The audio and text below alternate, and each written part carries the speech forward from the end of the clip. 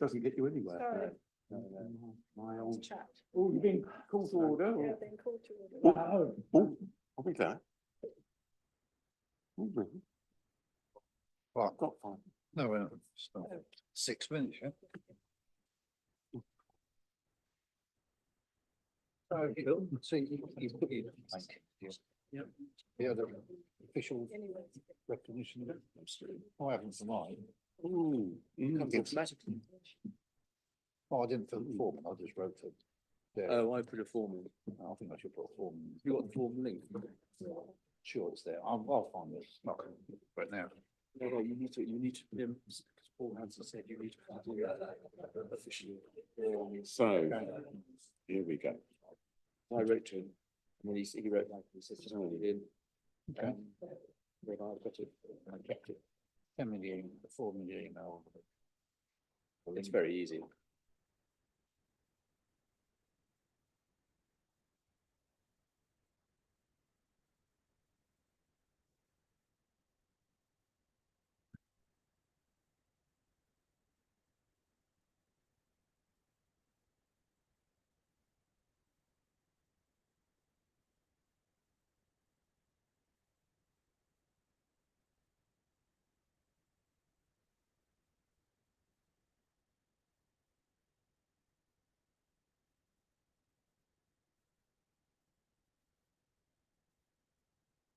You do the same. Last week. I haven't, so I'm going to do the form. Sure Rosie did. Sorry? Sure Rosie did as well. Yeah, she did.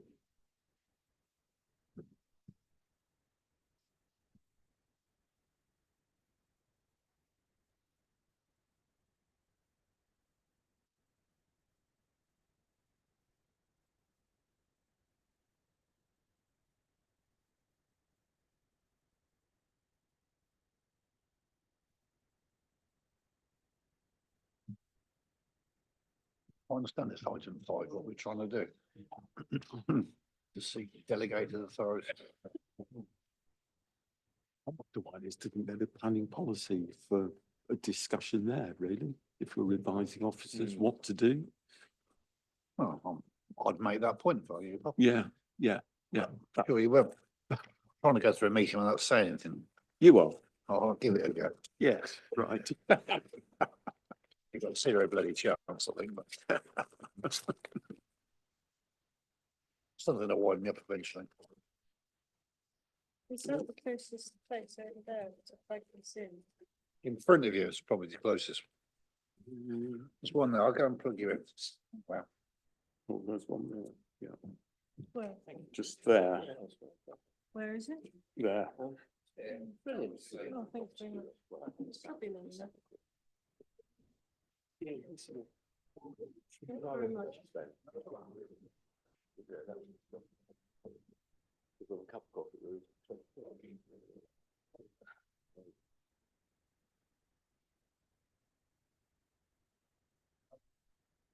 Thank you. Thank you very much. It does do. The things. You try.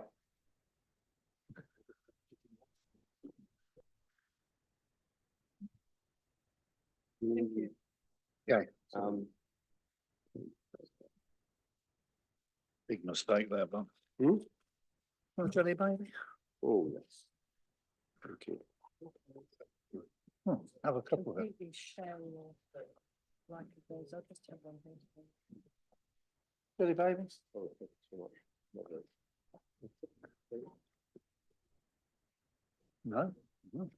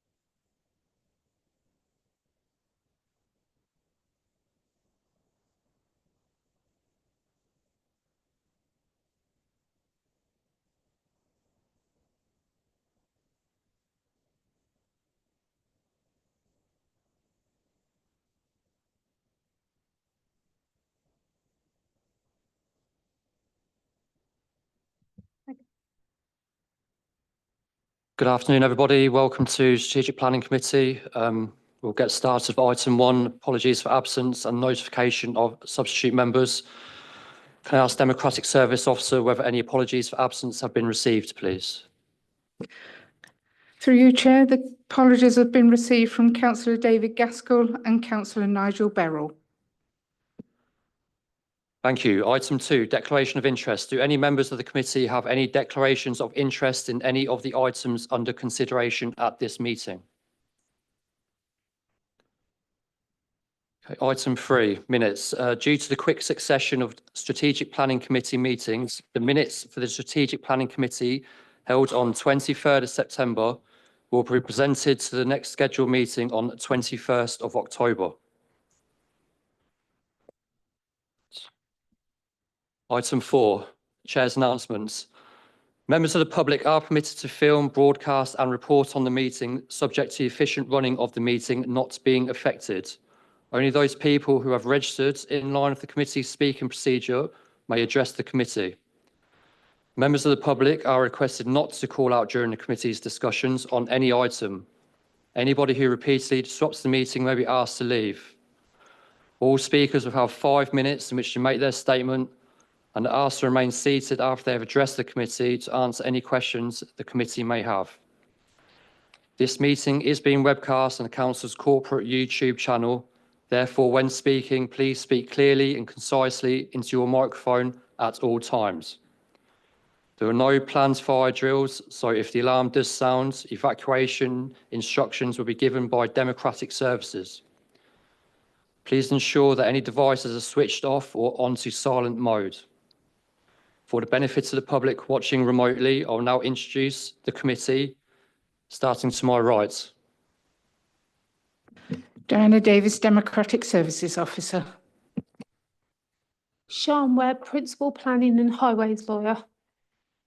Councillor Scott Packer, Chair.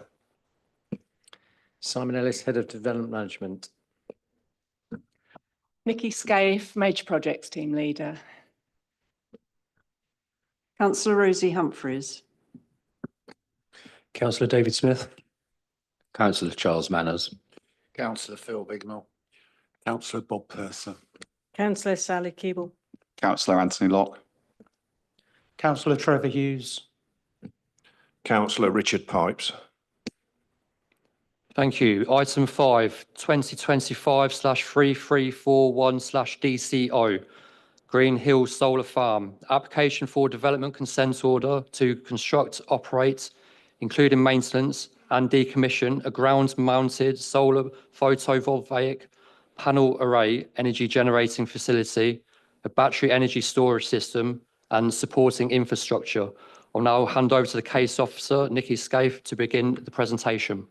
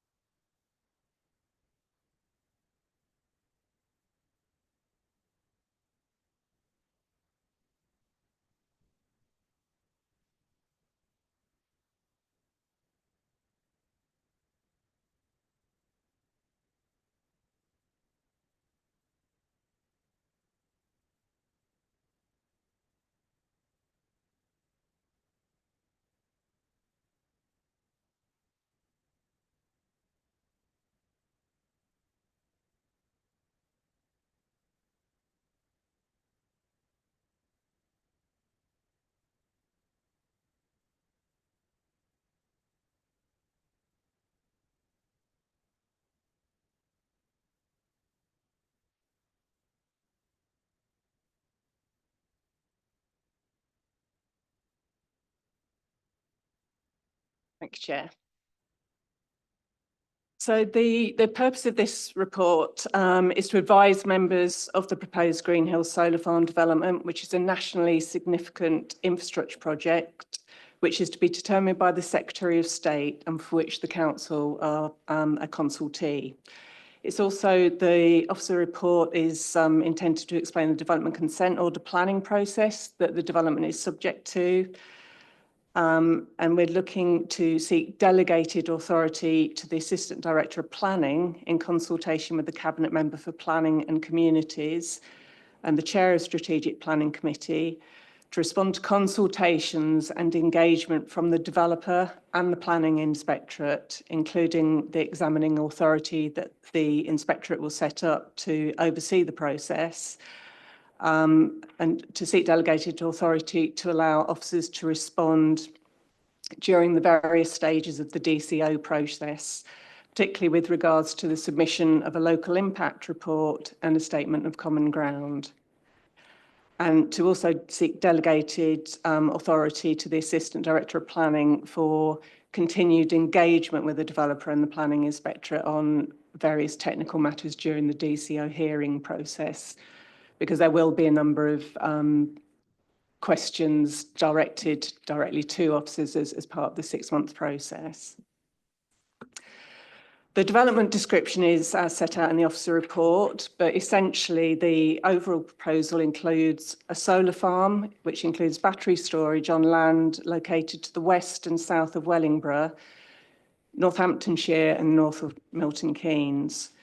The development itself spreads across 9 sites, which expand across approximately 1,200 hectares. The total extent of the order limit, so that includes land that contains solar farm, mitigation areas, and the cable routes themselves, that is approximately 1,441.4 hectares.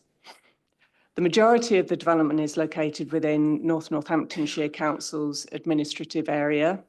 However, there are 3 sites located within West Northamptonshire, known as Greenhill A, A.2 and B. Those 3 sites cover a combined site area of 303.6 hectares. The developer is Island Green Power. The solar farm itself would generate approximately 500 megawatts of electricity, so that far exceeds the 50 megawatt threshold over which applications are generally considered to be a nationally significant infrastructure project under the Planning Act. So hence the reason that the proposal is subject to a development consent order application. As I said, the local planning authority is a consultee in the process and does not determine the application. The council, as a host authority, having part of the development within our administrative boundary, has an important role to play in the process, and we're encouraged to engage in the process throughout, particularly through the submission of the local impact report and the statement of common ground. The application is currently at what is known as pre-examination stage. There's this very much front-loaded process with nationally significant infrastructure projects. And as part of the pre-examination stage, this is where we prepare our local impact report and start preparing our statement of common ground. We've just heard from the Inspectorate last week. They've now set out a broad timetable for the examination, which is commences with a preliminary meeting on the 21st of October. And then that will be followed by a series of issue-specific hearings. And then the whole process is expected to last for approximately 6 months, where there'll be further issue-specific hearings regarding topics such as highways, landscape ecology.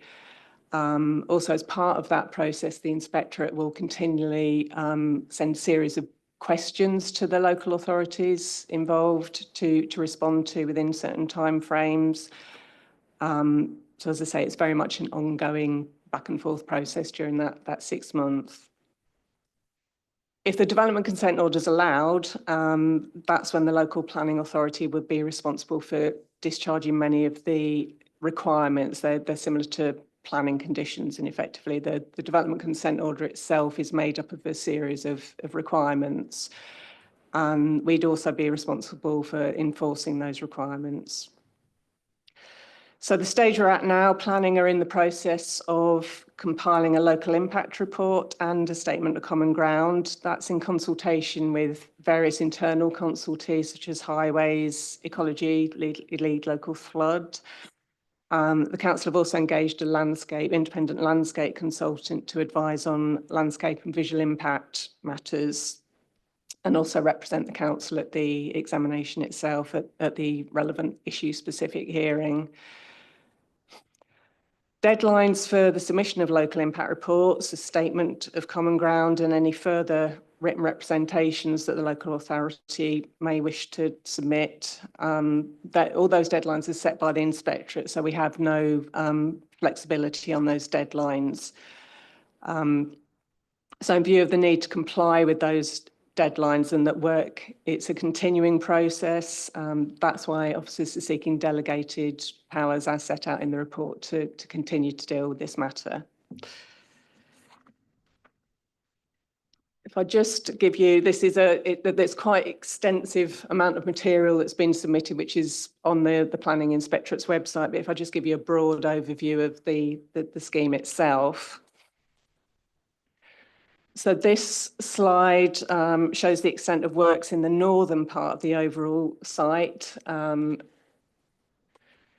It's within all these red lines here, and those red lines do include the cable routes as well. So in respect of West Northamptonshire, you've got site A up here, that's site A2 and site B. So you've got Walgrave there, just for to get your bearings, Walgrave there, and that's Old just there. And then you've got the A43 kind of running down there. And then you've got, that's Pitsford Reservoir there, and then Holcut, you've got site B is to the south of Holcut.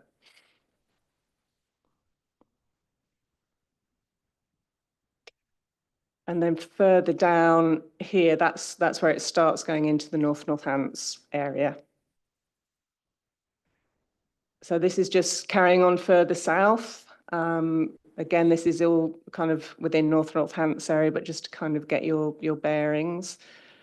Apologies, because I've probably got the wrong glasses on for seeing on the screen, but I think that will be Grendon there. So that's the area where the substation is, where all the cable routes will direct the solar power into Grendon substation. And then just continuing south again, this is still within North Northants area, but then it extends all the way down into Milton Keynes district as well, in the just to the north of Lavenden.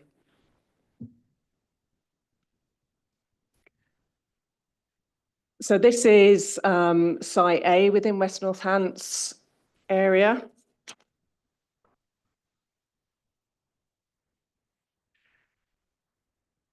The site A is approximately 174 hectares in overall area. You've got the blue areas here, which indicate the areas for the solar panels. Yellow areas are areas of existing vegetation to be retained or wildflower planting. You've got two green areas here that are indicated as areas for ground nesting bird mitigation. You've also got, there's an existing permissive path that's Newland Road extending down there. And there's an existing permissive path that runs through those fields. That's intended to be retained on its existing alignment with planting either side. All the solar panels are intended to be set in from field boundaries with additional planting proposed around the edges. The solar panels themselves, the information submitted indicates that they're going to be bifacial panels, so they can effectively generate electricity from both sides. Two types of panels are being considered. One is a fixed panel which would stay in position. That could be up to 3.5 metres in height. And also potentially some tracking panels which follow the sun. Those would be up to 4.5 metres in height. The final placement of panels and types of panels that are going to be used would be approved at detailed design stage. So that would be after DCO consent, should it be granted. Site A also includes a 132 kilovolt substation, which would be a maximum height of 6.8 metres. You can just see that grey block there is the indicated position of the substation. So this is site A2. It covers approximately 65.3 hectares, includes a 33 kilovolt substation, maximum height of 3.5 metres, so a much smaller substation.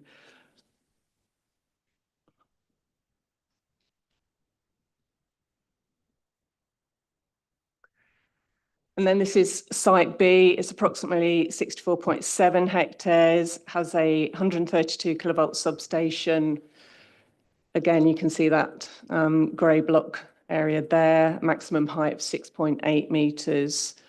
There's also a public footpath, that blue line there, public footpath, CW1, which will be retained along its existing alignment. That's proposed wildflower meadow planting to the east of that area there.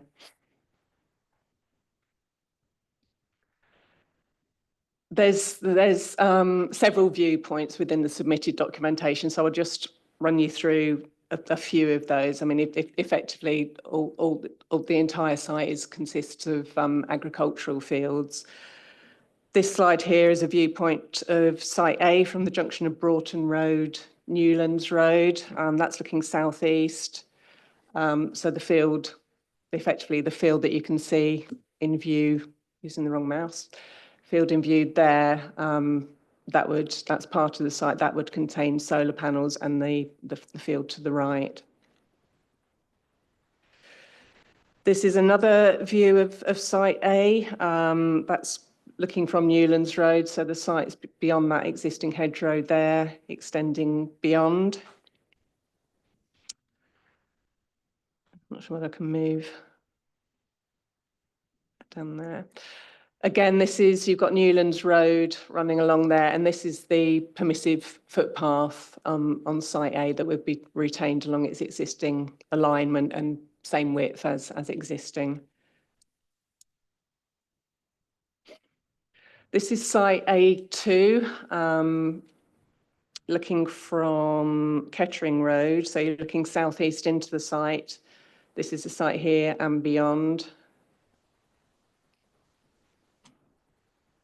And again, site A2, looking from Kettering Road, but in a southwesterly direction. So part of the site here, just beyond those trees and in the foreground there as well.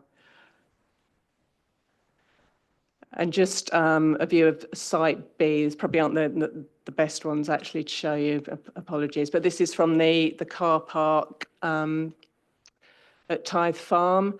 So this area here, the actual solar panels area, there's a field beyond here where the solar panels would be located, but this is one of the areas. And also another view from the same car park where the existing vegetation would be retained. So although they're part of the site, they're intended to be retained as mitigation areas. So as I say, the application is supported by a considerable amount of supporting documents, including an environmental statement. That includes a landscape and visual impact assessment, which is currently being reviewed by our landscape consultant. And various technical consultees are reviewing all the documents submitted with a view to input into the statement of common ground and the local impact report. As part of the process, a number of parish councils, ward councillors, etc., have been approached directly. A number of parish councils have submitted relevant representations directly to the inspectorate and registered as interested parties to convey their views to the inspectorate as an independent party. So they are taking part in the process themselves. We've also consulted parish and ward councillors for their input into the local impact report that officers are preparing to submit to the inspectorate.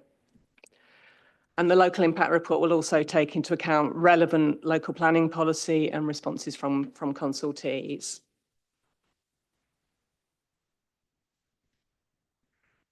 So as I say, in view of the inspectorate deadlines and the ongoing process involved in development consent orders, officers are seeking delegated powers as set out in the officer report to enable the council to respond to consultation and written requests in a timely manner and to ensure the views of the council are conveyed and considered by the inspectorate at examination.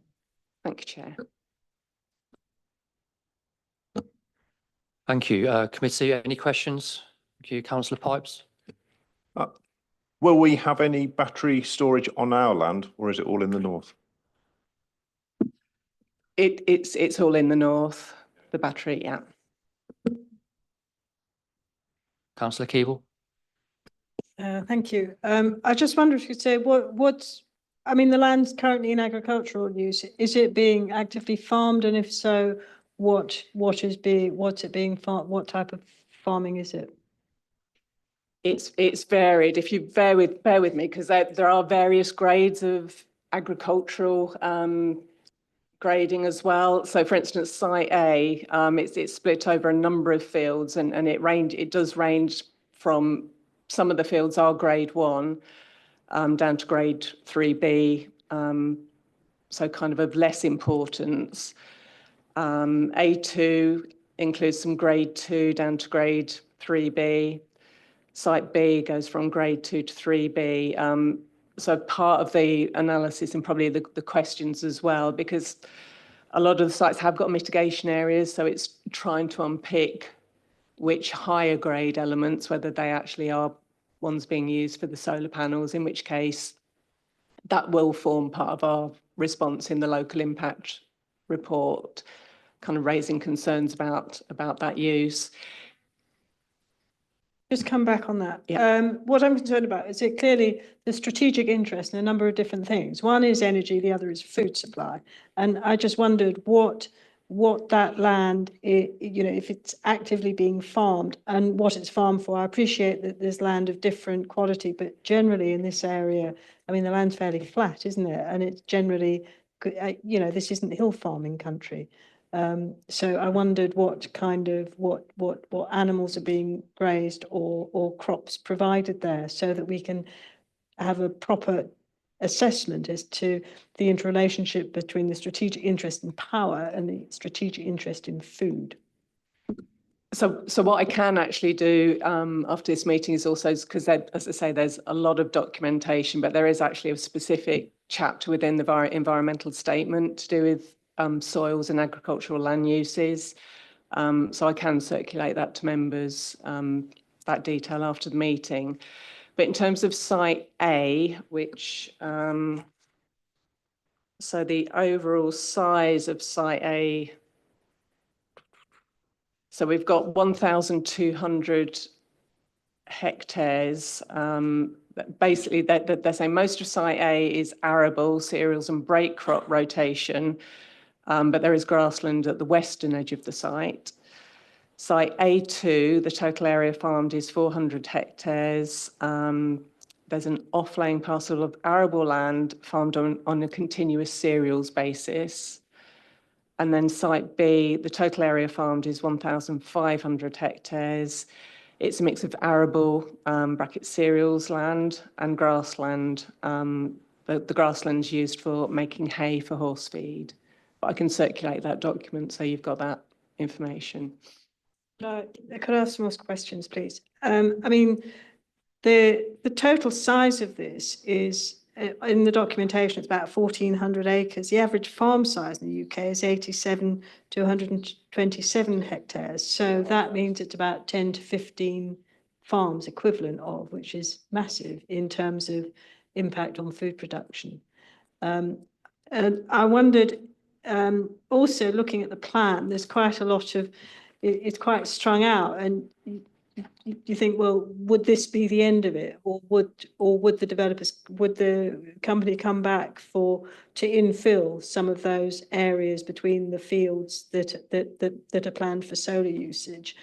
What would the restrictions be, so that because otherwise you'd have a great corridor that would be filled with solar panels. And the other thing is, I was you mentioned that some of the panels would be fixed and some of them would be tracking. And I'm quite surprised at that, because obviously we aren't a country that's overblessed with sun. And I thought that the general idea here, I could be wrong, was that you tended to have solar farms where the panels track the sun, because otherwise you just didn't get enough sun. And I wondered if you could give any more details about what the thinking is about having these fixed solar panels. And you know, if that's actually the most, again, given the fact that you're using good agricultural land, that's a most constructive alternative use.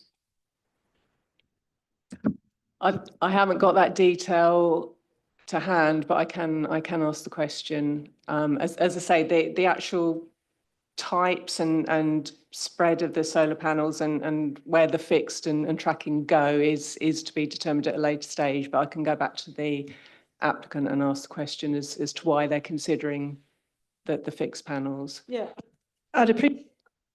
So is that what? Yeah, it's you know, if this amount of land is going up, then it would be really critical to know how much power is being produced, and if they use, you know, if it's not going to be enough, then clearly that's something that the committee would, I'd have thought, be concerned about.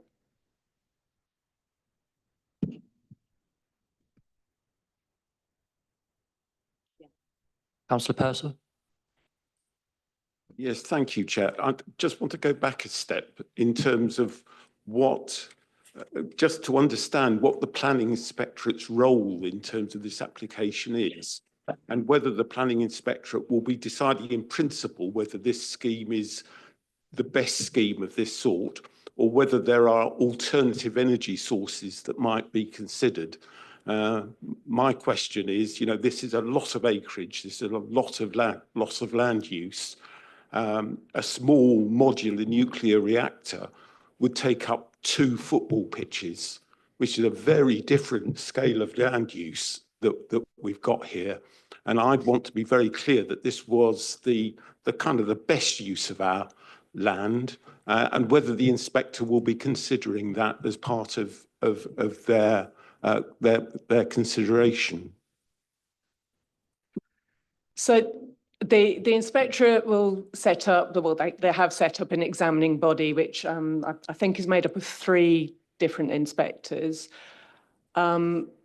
Much like how we deal with the planning application, they'll be required to deal with what's before them on the basis of all the information coming in, both from the applicant and the interested parties. So he will be considering landscape impacts, impacts on kind of loss of various types of agricultural fields, ecology, all those matters. But ultimately, they will need to make a decision on what's before them, is my understanding. Councillor Manners. Thank you, Chair. Nikki, I'm not quite sure what I'm doing here.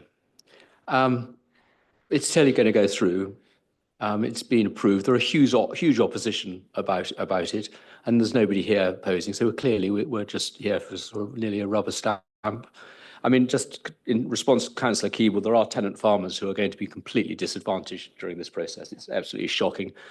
In plain English, what influence do we have, if zero? I mean, I'm just wondering why I'm here.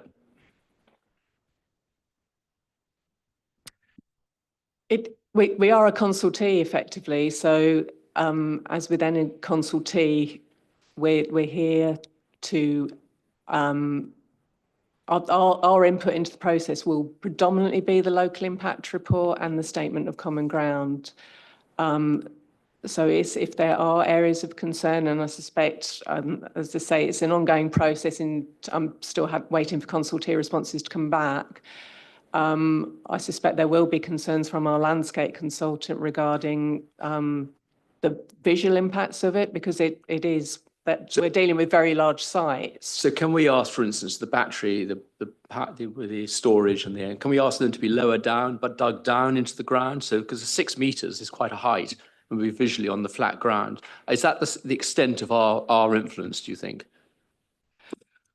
We can, I mean, I think probably because I appreciate it is quite a confusing thing, and I'm quite happy for if members go away from today and have things they want to, there are things that you're thinking about and want to direct to me that you want us to take into account, because I appreciate it is a bit of unusual scenario for us and as to what we're asking from you, but quite happy to take those points on board and look into them.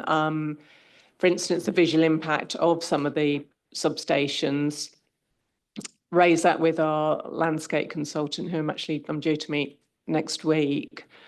And then I can come back to you and convey his thoughts on it as well. But if it is a point that that the members are quite adamant that they want raising as a concern, then we can convey that within our local impact report.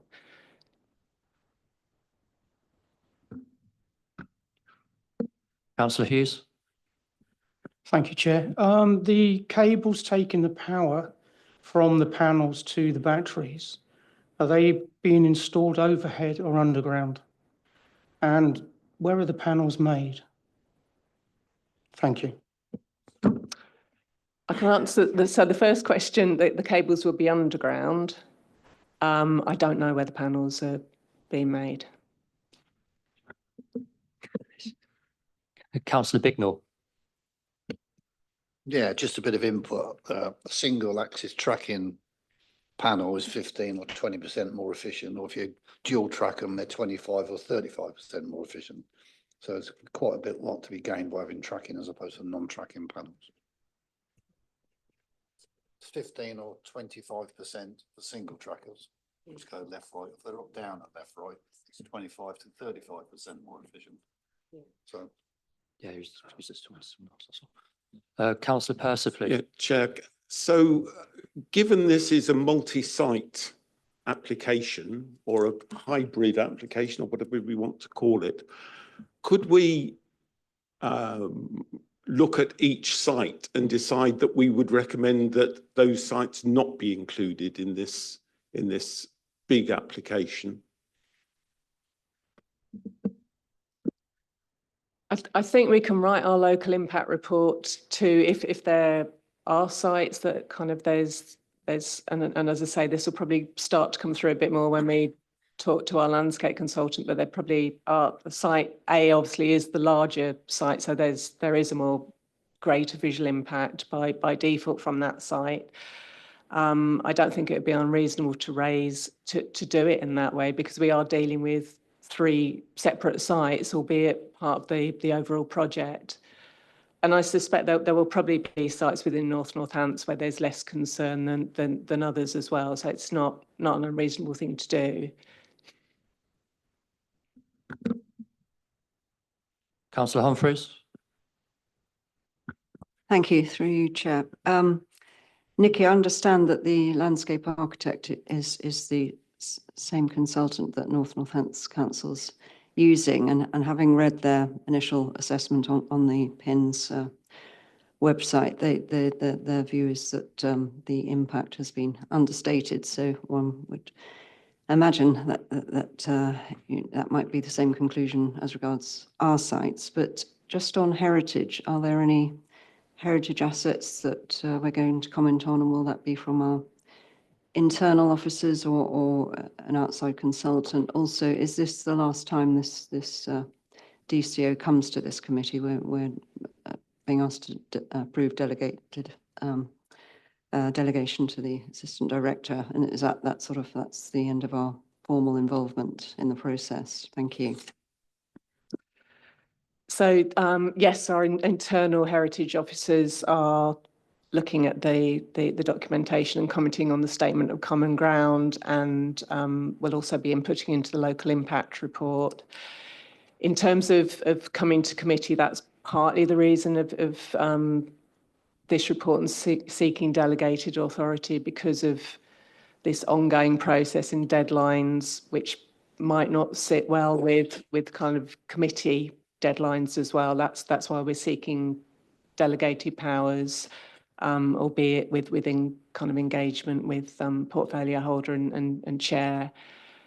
But as I say, so kind of following on from this meeting, then happy kind of ahead of the local impact report at the moment. I think it's either the 5th or 7th of November, but we're in the process of drafting it now, and it is an ongoing process. But if there are particular points that members want to be considered or taken on board, if you want to email me directly to pick those up in the report. Councillor Keeble. Thank you. I think amongst the recommendations, and I'm sorry, I've not had as much time as I would have liked on this, but it's also about the dismantling of it, isn't it? Yeah, which is presumably after, you know, once it's sort of served its lifetime, as it were. How many years is that expected to be? And what's proposed in terms of restoration of the land?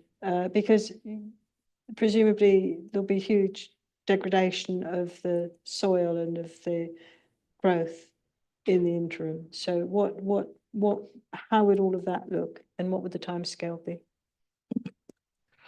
So that would all form part of one of the DCO requirements that the examining body would set. So there would effectively be a condition to agree that dismantling process. There is a development consent order submitted as part of the documentation, which still need to go through. So there may well be a draft DCO requirement in there, but that will be something that will be covered as part of the process, the decommissioning of the site. Can we just come back on that? Because I mean, you know, if this goes through, I mean, I have no idea how, you know, what the lifetime of a solar farm is, but supposing it's, say, something like sort of 25 years or 20 years or something like that, then there'll be a huge impact during that time over what happens to the land. So that if the whole thing's dismantled, you could either be left with a complete sort of wasteland where the soil's deteriorated and it takes a long time to bring back into agricultural use again, or there could be a requirement on the company, presumably, to sort of restore it in some way so that it can be returned to productive use. And I mean, it seems a bit wrong to go into something like this without some idea as to what will come out the other end, because you know, otherwise people are left then with worthless land at the end of it. If you, I think, is that right? I'm sure committee members who know more about farming would be able to comment on that. Hey? Is it what, without being, if it's not looked after even? Is it? Okay.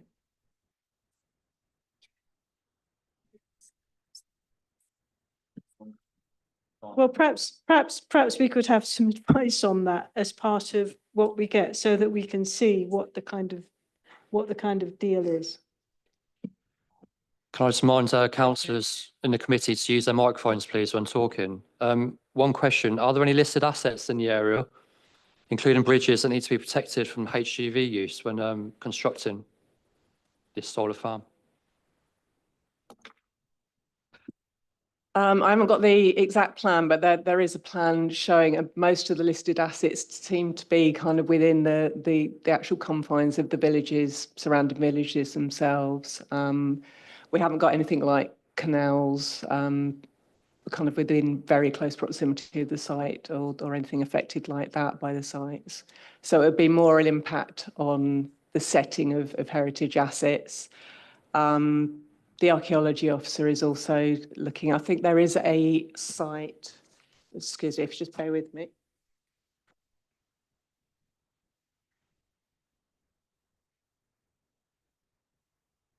Yeah, there are two World War II aeroplane crash sites in the vicinity of Mears, Ashby. I haven't got the exact, I think one of the members might be more aware of this actually.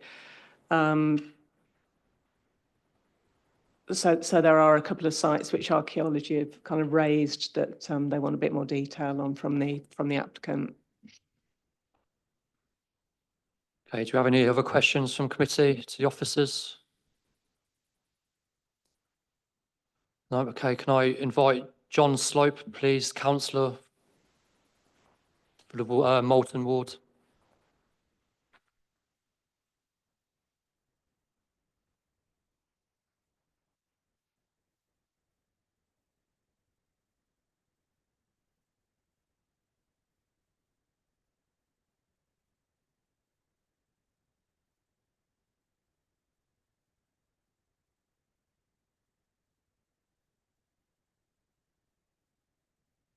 Thank you, Chair, and good afternoon, committee. I think the committee, you've asked some very good questions, and I think you've covered a few of the points. I won't duplicate those, but this is it's an extremely serious thing that we're looking at today. But anyway, whilst I understand this has been granted national significant infrastructure project status, as Councillor Manners was saying, the final determination will be made by the Secretary of State, not by this committee. So if any committee members have got influence on the government, then please use it.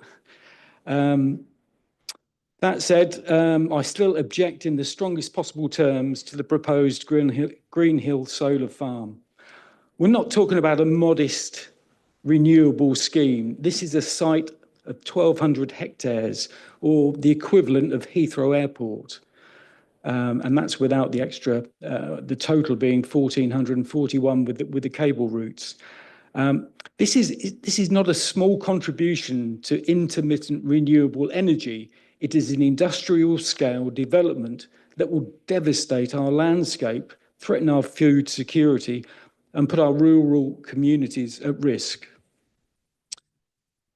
First, the scale. This project will destroy our open countryside. Vast stretches of productive farmland will be replaced by endless rows of imported solar panels, fencing, substations, and cable trenches. The developer's own documents admit it will operate for 60 years. That means 2 or 3 generations will grow up never knowing what the farmland and open views we enjoy today.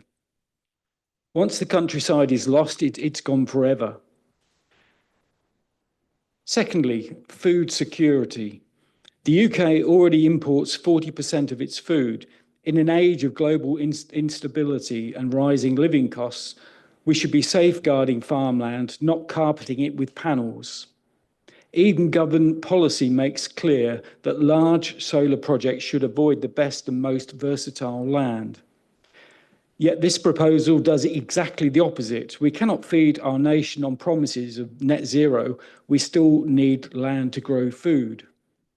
And let's not pretend these panels are green from start to finish. Most are manufactured in China under questionable environmental and ethical conditions. After 20, 25 years, they degrade. By 2050, Europe could be facing millions of tons of toxic solar waste, with no sustainable recycling plan. That flies in the face of our own West Northants Joint Core strategy, which calls for sustainability sourced materials. Third, flooding risk. Farmland naturally absorbs water. Cover it with concrete bases, roads and cabling, and you increase the surface runoff. For communities already battling flooding, this is an unacceptable gamble. Fourth, battery safety. The scheme relies on huge battery energy storage systems. Lithium batteries are prone to thermal runaway. When they catch fire, they burn uncontrollably, releasing toxic gases. Fire services themselves admit they've got no effective way to put them out. We've already seen serious BESS fires in Liverpool and Australia. To put such dangerous infrastructure on narrow country lanes far from emergency services is reckless and unsafe. And finally, the grid reality. National Grid has paused. Thank you. National Grid has paused connections and it's overwhelmed by speculative schemes like this. Curtailment costs paying generators not to generate and are running into billions. So even if this solar farm is built, It may simply be turned off when the grid cannot take the power. So who pays for that? The public? Chair, members, I'm not against renewable energy, but it must be in the right renewables in the right place. That means rooftops, car parks, brownfield land, not swallowing up farmland and villages with an industrial project of this scale. This proposal is the wrong scheme in the wrong place for the wrong reasons. And I urge colleagues to stand with our residents and send a clear message to the Secretary of State that West Northamptonshire will not be a dumping ground for oversized, subsidy-driven solar farms. Thank you.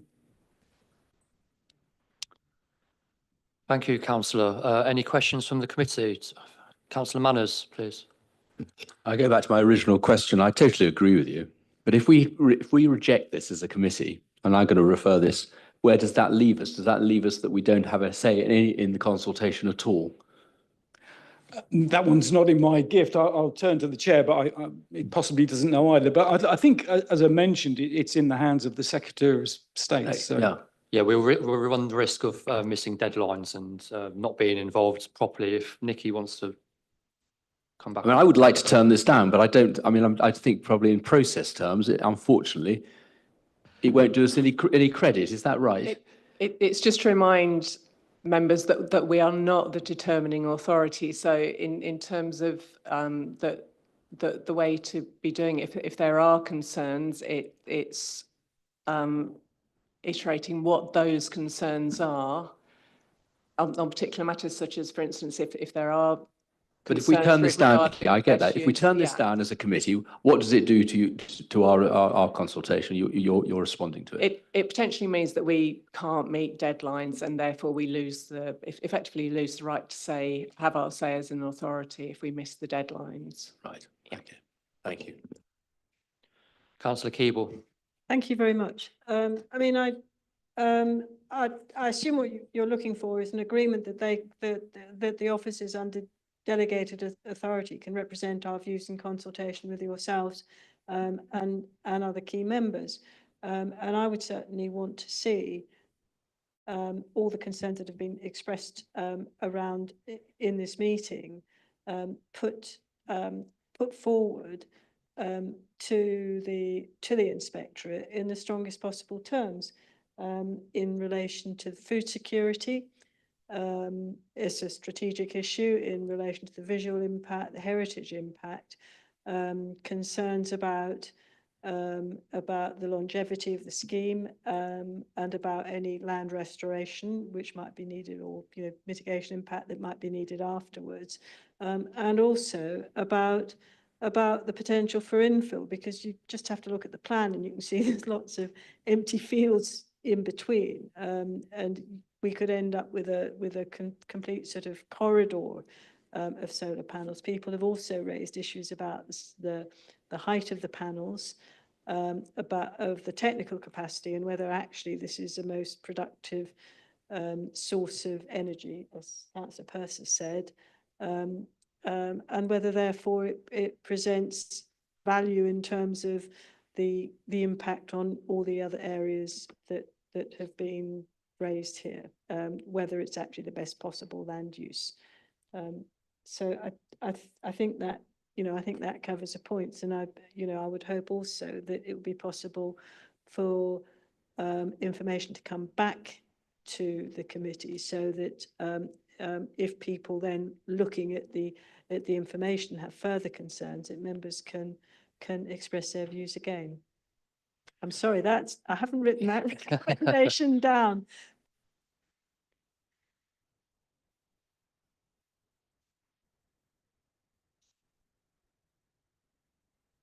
Yes, just to be clear, we're not voting on whether we're going to pass this today or not. It's to give delegated powers to the officers to represent our views, and they will be hopefully representing our views in the strongest possible way.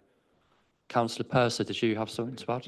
Yes, Chair. I was really wanting just to follow on from that and saying, can we actually amend the proposal, sort of specifying what our particular concerns are, so that our officers are strengthened by the views of this committee when they go and meet the inspector, so that they can say, this is something we have discussed and the representing West Northants Council, we have these particular issues and views.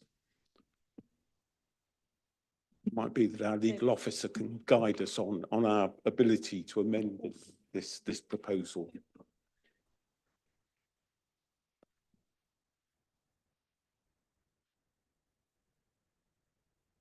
Sorry, it's not for us to amend the examining body will be dealing with the scheme as submitted. I think, as I've said before, it's for us to, if there are areas of concern or areas that might be considered more acceptable if there were amendments, then again, those are views that we can convey in our local impact report. But it's not for us to kind of amend because we're, as I say, it's the examining body that are reviewing all the submitted information. So it's for us to convey our opinion as an authority and raise any concerns. If there's a view that some of those concerns could be addressed through amendments, then we again can convey that within the local impact report. Before we move on, do we have any more questions for Councillor Slope before we ask him to? Thank you, John. Councillor Bignor, please. Yes, thank you. I mean, when we go out of this meeting, you've got authority to go off and do what you have to do. How, as we as a committee, know what's going on in terms of our input and your progress, shall we call it? It would be interesting to go beyond this meeting and what happens, Nikki. I mean, I can look to give you regular updates. I think in terms of what we're trying to avoid is getting to a stage with a local impact report where we're waiting for the whole of committee to come back and approve it, because we probably won't have the luxury of that time, hence seeking delegated authority to agree that final version through chair and portfolio holder and assistant director. So, and similarly with the statement of common ground. So that documentation will be shared, but it's just in terms of having time to update it. So hence, if members kind of following committee can look to, if there are areas of concerns that particularly want to be looked at or raised within the local impact report, if they can submit those to me as soon as possible, that would be helpful. Yes, I appreciate you're never going to write a report by committee because you'll never do it. But it's just, we're responsible to our residents. It'd be nice to say, well, this has happened or that's happened, so we're abreast of what's going on, really, Nikki. Yeah, I mean, that will be publicly available. So the document will be publicly available. And as I say, that a number of the parish councils have registered as interested parties to represent themselves as well in the examination process. Councillor Humphreys, please. Thank you, through you, Chair. One issue which we've touched on quite a bit is food security. I mean, is that something you could put in the community impact report in just identifying this acreage will be out of food production? How, could you get information from the local farmers? How what's their general annual yield, which will be lost, if this proposal goes ahead? And that might be some useful evidence for the inspectorate. I think we'd be hard pushed within the timescales to approach all the local farmers. I think we can raise it as a concern. I would assume if there are farmers that have got concerns anyway, they're probably likely to be registered, because the public consultation on this is quite considerable. There's quite an onus on the applicant to carry out considerable consultation up front. I think it's quite clear that that's an area that members would like to be highlighted within the local impact report. And as part of that local impact report, we'll kind of be making comments on the fact that some of the sites do include best and most versatile land and kind of the subsequent impacts on that, and asking the examining body to take that into account.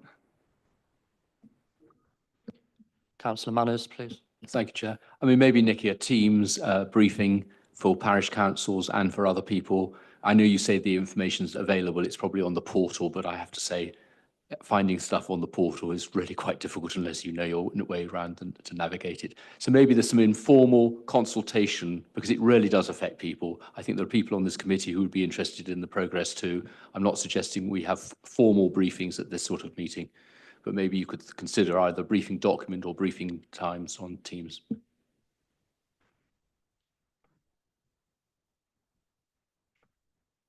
Councillor Keeble.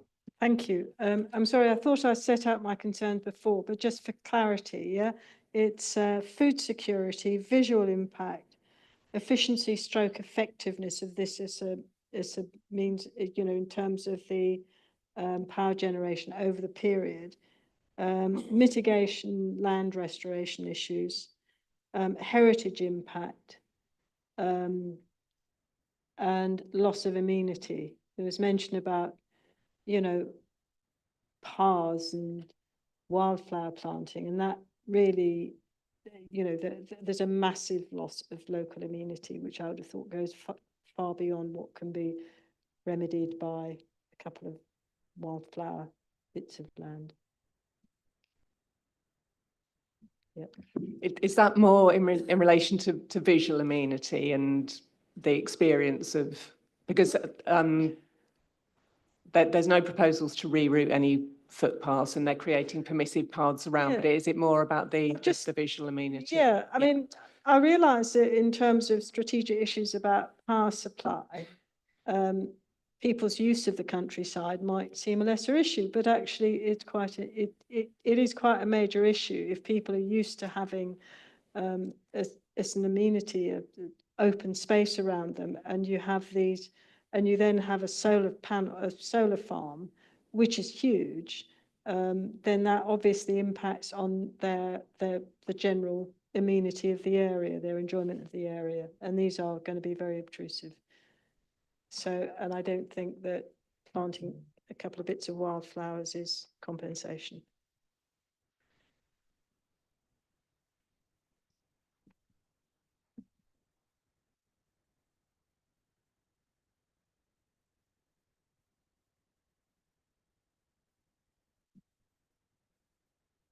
Any other debating points you want to raise, committee? Councillor Pipes? Yes, I had to look into the land, how badly impacted or not it is. If it's properly managed, you know, if it's properly managed, it can improve it. But if it's not properly managed, then it can get worse. Who oversees if it's been properly managed? Again, that would be as part of one of the requirements. It would be after, because it is a long lifespan. It is 60-year lifespan, but there will be, one of the requirements will be how they propose to can't think of the word. I bring it back to what it was. I can't think. Sorry, my mind's gone completely blank. Restore. Thank you. Thank you. Yeah, they will be required to submit a scheme and set out details of how they will restore the land after the use. Because the land at the moment on the DEFRA website is good to moderate all around there.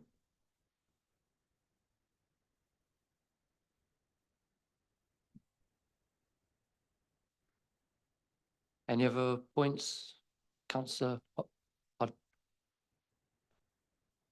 The infill, the concern about them then possibly doing some infill development between the fields. So a lot of those areas, and these plans are quite high level and strategic, and I think, as I said before, the actual detailed design of a lot of these sites will come to the planning authority anyway. But a lot of those areas that are set aside, they're part of the mitigation that they're submitting. So they're not just random bits of that have been left. They are either ecological mitigation or landscaping. So there will be generally that there, for want of a better word, that there will be certain elements that are conditioned because they're putting it forward on the basis of certain types of mitigation. So there would be some form of protection of those specific areas that are dedicated to provide some form of mitigation as well.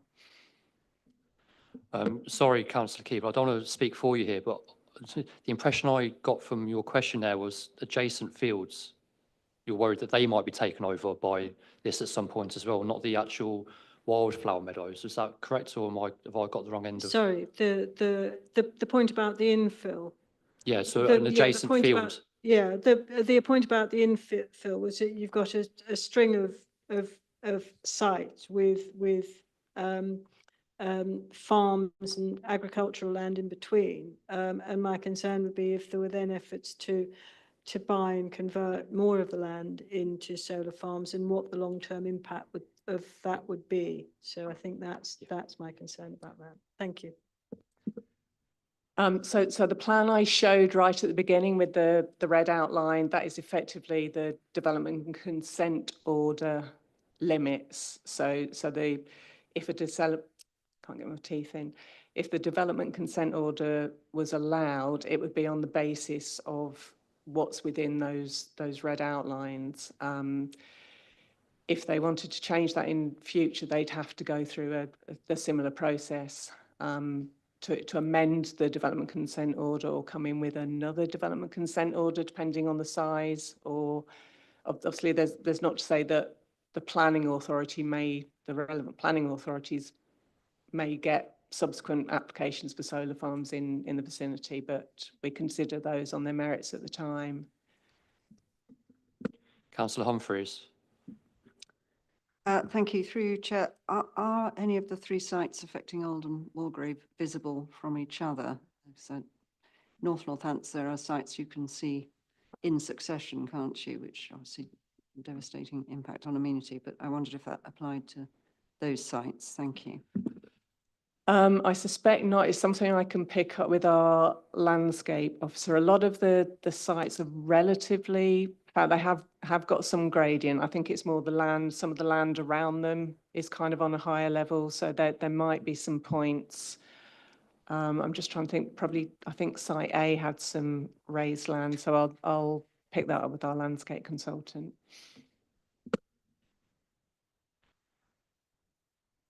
Okay, any other questions from committee? Any other debating points you want to make? Does anyone want to put a proposal forwards? Councillor Bignell. Oh, I put the one, I thought that was what I was doing earlier, and if I wasn't, I apologise, but that we accept the recommendation here, expressing the concerns that have been outlined in relation to food security, visual impact, efficiency, effectiveness, land restoration, heritage impact and loss of amenity.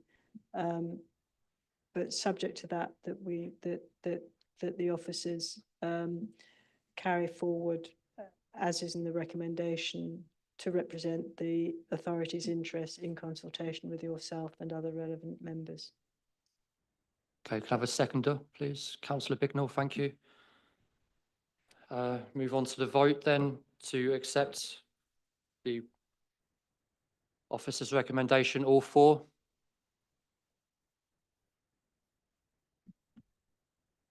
Thank you, the proposal has passed.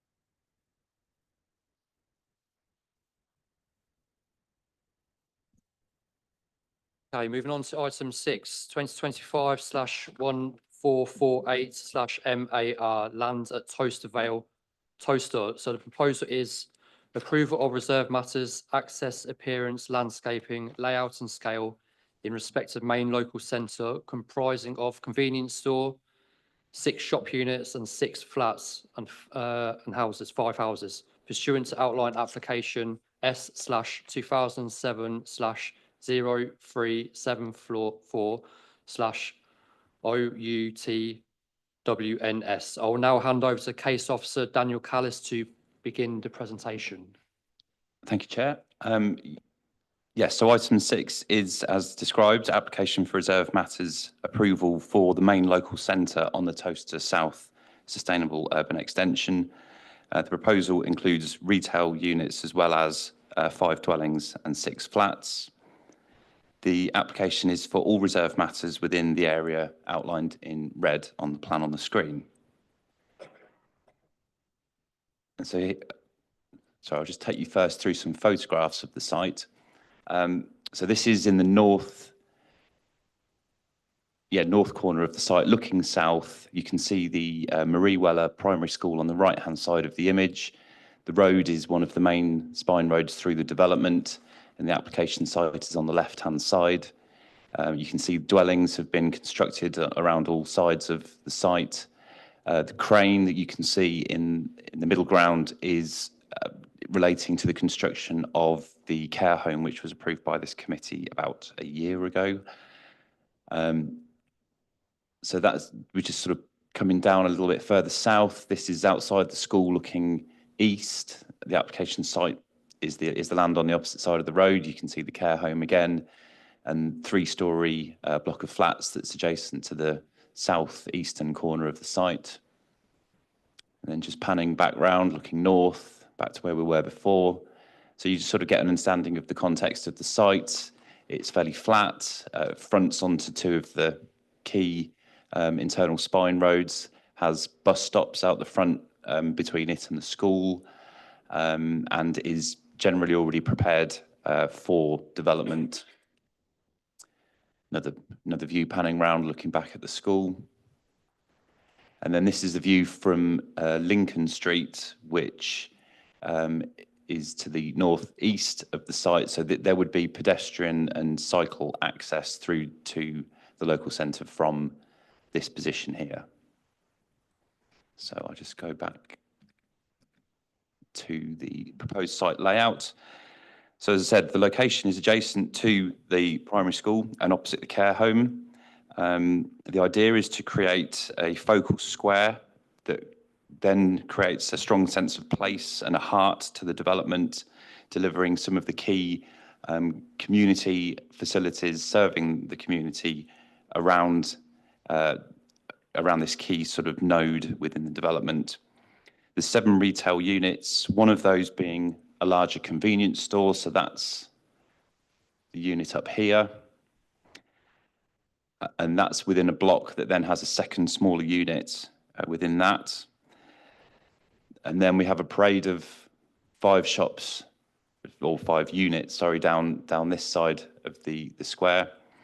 Within the car park, there's 36 standard parking spaces, 3 disabled spaces, 4 EV charging bays, 2 motorcycle bays, and also various hoops for cycle parking. The vehicle access to the car park is from this road, which is called Long Morris. And then to the south of here, we have, that leads down to the roundabout on the Relief Road. As I said before, pedestrian cycle access comes through from Lincoln Street, and that leads through beyond to the new community centre, which is due to open imminently. So that's a short distance along that road, and then that sort of brings you through, then linking the school and the local centre all close together. Parking for the terrace. So as I said, there is a terrace of 5 houses. That's this block up to the north here. That's a mixture of 2 and 3 bed houses. And the parking for that is to the rear within this parking court, accessed using the existing shared access for the parking court on that northern side. And then the flats. So the flats are above these units, and the parking is again at the rear, and that is accessed through the existing shared parking court and out in that direction there.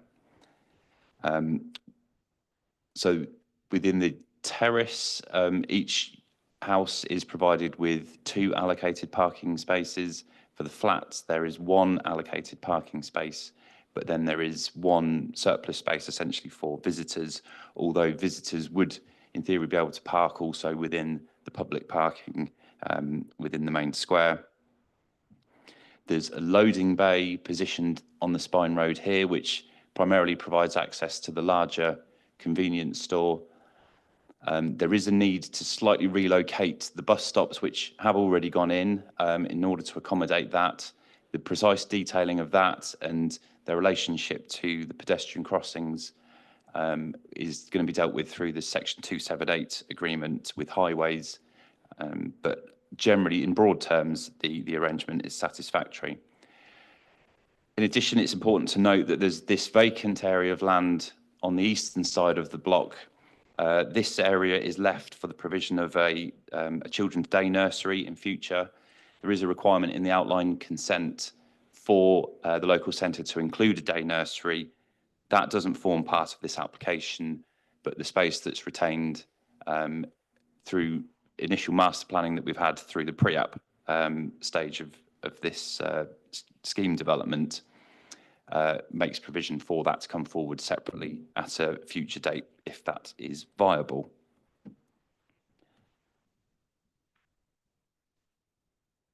So just to run through the actual elevations. So this is the terrace of 5 houses. It's Georgian styling. It's very consistent with the house types that have been built on the development so far, so it will harmonise very well with those. The main shop unit, so this is the larger convenience store and the single smaller unit that goes with it. This building would be single storey. It's been deliberately designed with a slightly more Victorian industrial styling. Oh, thank you. To the elevational finishes, which is not only suitable for the form and footprint of the building, because it is quite a sort of large boxy footprint, but also that variety in elevational treatment adds interest to the general character of the area. And then in terms of you can't quite see the principal elevation on the top left hand there, but so this is the parade of the 5 smaller units. So this is more Victorian in detailing. It has traditional shop fronts, and the detailing of those shop fronts would be covered by condition because the recommendation includes architectural detailing condition. I think the key thing to point out on this is the external stairwells, which we have at either end of the building. So there's one here and one here, and you can see them on the front and rear elevation. These have a more contemporary style, slightly because of their asymmetric, slightly awkward form, that if we tried to do it in a traditional style, it might look a little more contrived, whereas done in a more deliberately contemporary style allows them to be seen for what they are and contribute positively to the overall character. And that is consistent with what we approved with the care home, that also is a mixture of contemporary and traditional architecture, and the school as well, which has quite a lot of contemporary elements to the elevational treatment. So just very quickly to run through the floor plans. The terrace of houses, as I said, is a mixture of 2 and 3 bed homes. The parade of shops, you can the smaller units, you can see how those are laid out with the flats then above, and they're accessed via those external stairwells at either end. And then it's a fairly straightforward layout, but that's the larger convenience store, so units 1 and 2. And then just to finish with a 3D visualization, giving an impression as to how the development would sit in the area once complete. With regard to updates, there are no updates for this item. The recommendation is that consent be granted subject to the conditions outlined in the report, with delegated authority to officers to amend those conditions as deemed necessary. Thank you, Chairman. Thank you, Daniel. Councillor Bignell, please. Yes, thank you, Chair. So, Dan, a couple of questions. Well, I know it's about economics. Why has it taken 10 years for this to come to this estate? I mean, people have been there for an eternal amount of time waiting for this to happen and have had to come into Toaster on a day-by-day basis for 10 years. So that's my first question. Go on. Thank you, Chair. So what I would say is with any local centre development, there is normally a requirement for a sufficient body of population on the development to build up in order to create a customer base for that local centre. So there is always a natural lag, I think, between that. You wouldn't have this sort of facility when the first house was occupied. But what I would also say is that the timings or the triggers for the delivery of this local centre, actually we are fully compliant with in terms of the section 106 and what that stipulates. Yeah. So it's not like it's coming forward late. I appreciate for some people who've been on the development for a while, they have had to wait, but It is about halfway through, though, isn't it? yes, but That's these 1,500 houses is a long time. Anyway, Yeah. thank you for that. Second question, with the school opposite and the likelihood of things like fast chip shops and things there, is that a thing we take into account somewhere along the line? As a council, I'm not sure what our policy on that is nowadays. Yes, so I think essentially what we have here is that this is an extant outline consent where the uses are already set out in that 2015 permission. So we have the school, we have the shops, they are from memory A1, so it was essentially retail use. Now, obviously, once you have an A1 use,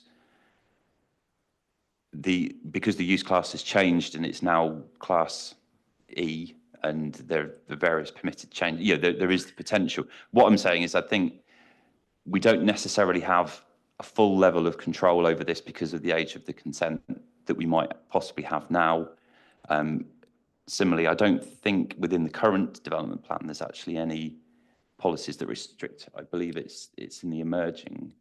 There was something in the emerging Reg 18 plan that we had last year, but there isn't anything in the current formal development plan that yeah, thank you.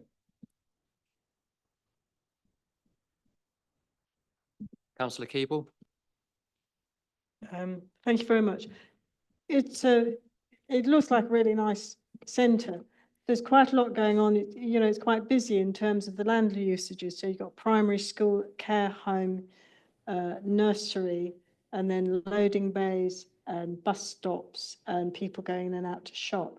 You mentioned that there was one pedestrian crossing, which doesn't actually show up in that image. But I wondered if you'd thought about doing a 20-mile-an-hour speed limit, bearing in mind that you've got people who use a care home, you've got primary schools, you've got children's nursery, and then you've got people going in and out of a shopping area. And it's not just about sort of a safe crossing, it's also about traffic calming. So if it's I just wondered what the speed limit was, and then also if you'd thought about doing something to really calm the speeds down a bit.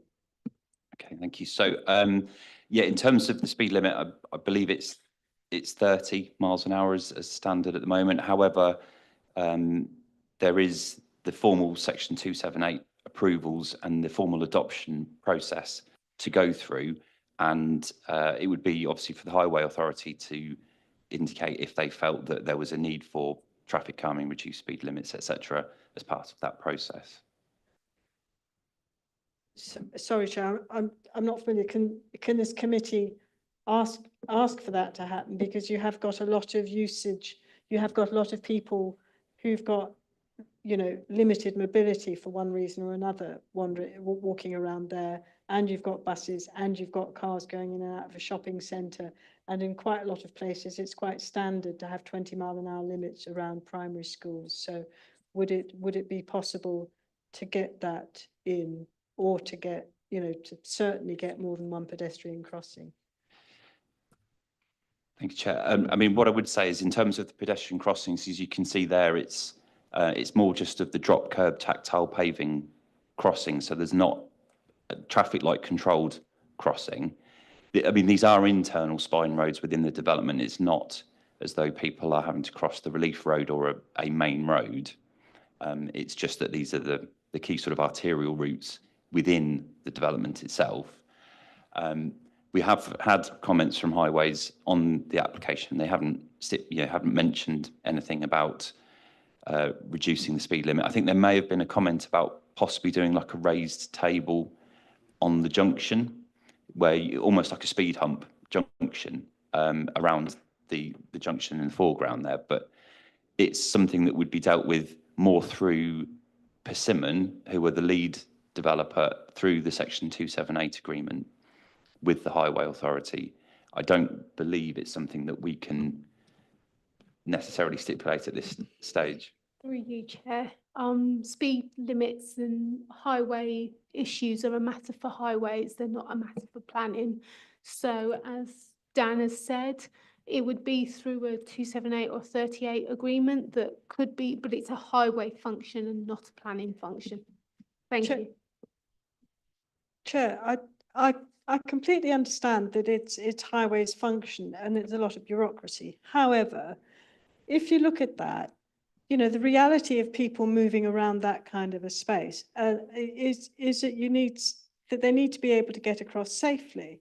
And obviously the injuries that a vehicle does travelling at 30 miles an hour compared with 20 miles an hour, if it does happen, unfortunately, to collide with somebody, is massive. And it just seemed that it's sort of obvious if you have something like that you have to think about the safety of everybody who's using that space. And the safety largely involves the pedestrians. You know, we all know that the injuries to young children in urban areas are desperately serious. And it just seems like that is crying out for some form of speed reduction. Now, I completely take the point it's internal inside a development, but we're not talking about the difference between 70 miles an hour and 30 miles an hour or 20. We're talking about the difference between 30 miles an hour and 20 miles an hour, and whether this committee might be able to ask Highways if they could please look at having a 20 mile an hour speed limit around such a heavily, you know, an area that's got such a variety of usages by people who have got, for one reason or another, different types of mobility. We can raise that with Highways and say members have raised that as a concern, and if they can take that into consideration when they're looking at the 278 process. Is that okay, Councillor Keeble? Well, I'll put it as a formal amendment if somebody would like to second it. Yeah, I'll second that. As long as it's just around the or people's home and yeah, not the whole area. Yeah. Through you, Chair, it's a case of an amendment for a planning application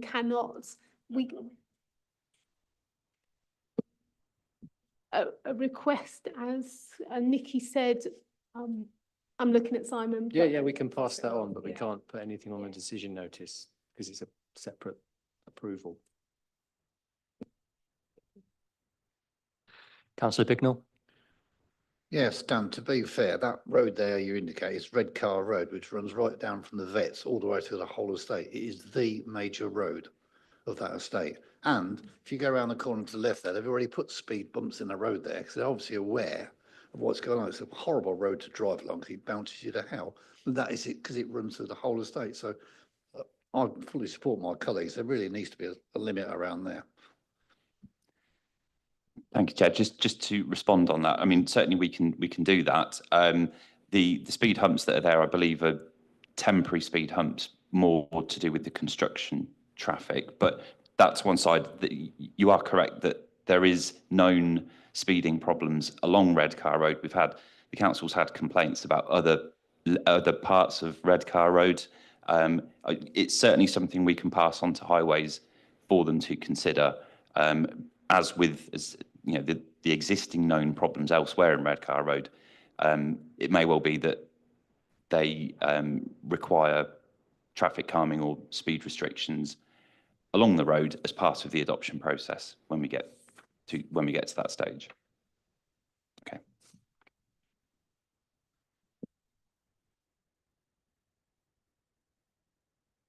Committee, got any other points they wish to raise? Councillor Pipes? The EV chargers, I appreciate this is just a dream photo of what it would look like. They look like fast chargers. Is that the case? I don't think I have any details as to exactly what charge. There is a condition, I believe, in the recommendation about EV charging, unless I'm wrong. So I've inflicted myself with an EV, and if we were go for a main weekly shop, which you wouldn't do there, then it would work with a 7 kilowatt charger. If you just want a quick charge, then that'd be fine with a fast charger. But the only problem, who would actually charge the vehicle there? Because it's very expensive to use a fast charger. You'd be better plugging it in at home. Because this is obviously in the middle of a housing estate. You wouldn't necessarily get traffic going there specifically to charge up the vehicles. And if you only had a 7 kilowatt charger and you just went in there to get your milk and whatever, you'd come out with about a mile extra on your car. Yeah, I mean, we can certainly look to include a condition requiring details of the type of EV charging that's provided within that space. I mean, personally, I'd only see the use for 2 and then just get rid of the other 2 spaces. That would be... Yeah. I think the provision that's made is in accordance with the council's adopted parking standards. So it's the developer is doing what's expected. But yeah, we can certainly condition it and look into that in more detail.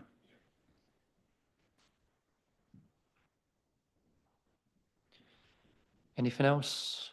Any proposals anyone wants to make? Sorry, the day nursery. I know that's not on this plan, but how would you access it?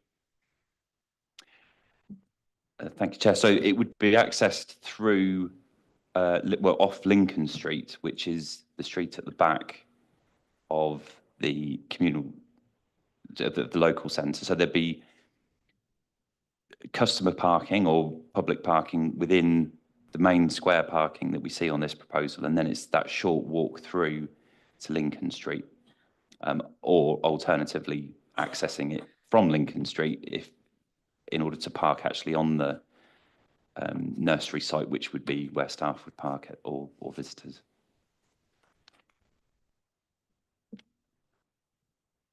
There doesn't seem to be a lot of space to park down Lincoln Street, so it'd have to be off-road parking. If 36, is it 36 spaces you've got in the new development we're talking about now?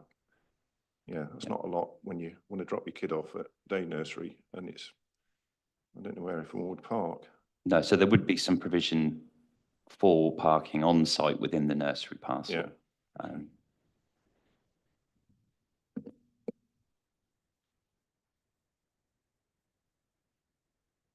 Anything else, guys?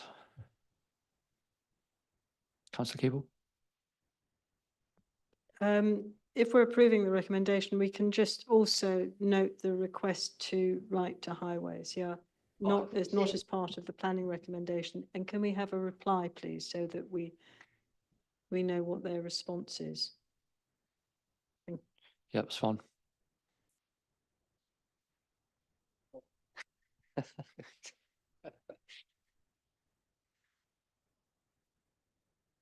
Okay, so we have a proposal from Councillor Keeble. Does anyone want to second? Okay, so we've got seconder. We move on to the vote.